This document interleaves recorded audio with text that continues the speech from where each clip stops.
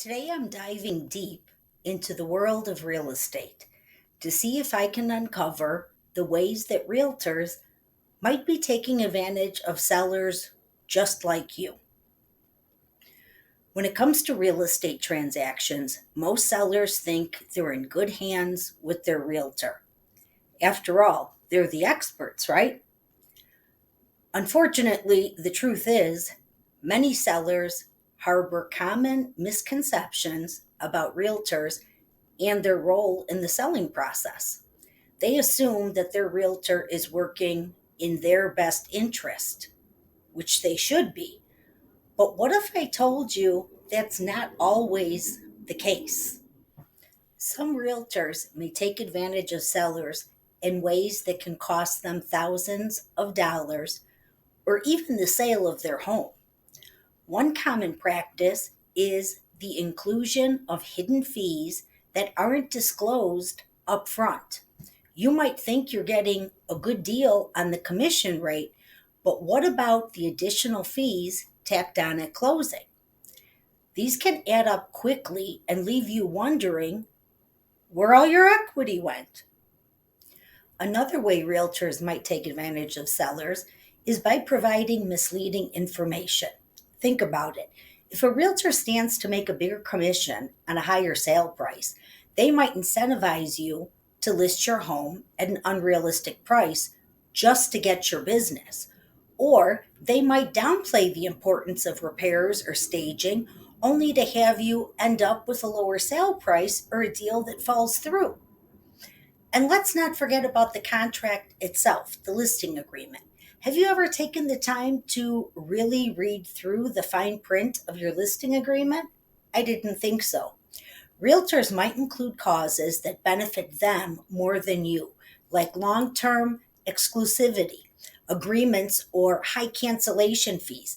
It's like they're holding you and your home hostage, and you have no choice but to stick with it. But don't just take my word for it. Industry experts and watchdog groups have been exposing these practices for years. From fake listings to bait and switch tactics, realtors have been caught using unquestionable methods to get ahead. And in some cases, they're even working against the seller's best interests just to line their own pockets. One expert I spoke with, who's been in the industry for well over a decade, shared a story about a realtor who convinced a seller to list their home at a ridiculously high price.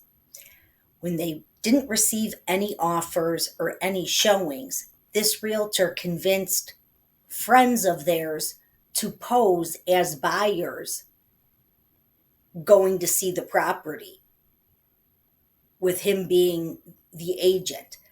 But in reality, the realtor was just trying to hold on to the listing and then convince the seller to lower the price because they listed it too high to begin with. Another expert revealed that some realtors will even use high pressure tactics to get sellers to sign a contract on the spot. I've even been to classes where they try and teach you this. They'll claim that the market is moving quickly or that there are no other interested buyers lined up just to get you to commit. But what they're really doing is taking advantage of your emotional state and your lack of knowledge. I was blown away when I heard the story of Sarah, who sold her home last year with the help of a well known realtor in her area. On the surface, everything seemed fine. The realtor was friendly, knowledgeable, and even offered to help with staging. But what Sarah didn't realize was that the realtor had a secret agreement with a local contractor who would do the repairs at an inflated price. By the time Sarah discovered the discrepancy, it was too late. She had already signed the contract and was locked in. Sarah's story is just one example of how realtors can take advantage of sellers, but it's not all doom and gloom. There are ways to protect yourself and come out on top. By being informed and doing your due diligence, you can avoid these tactics and find a realtor who truly has your best interests at heart. Okay, so there you have it. The ways that realtors might be taking advantage of sellers. If you're considering selling your home, make sure you do your research and read those contracts carefully. I always leave a blank copy of the listing agreement with anybody that's interviewed me so that they have time to look it over.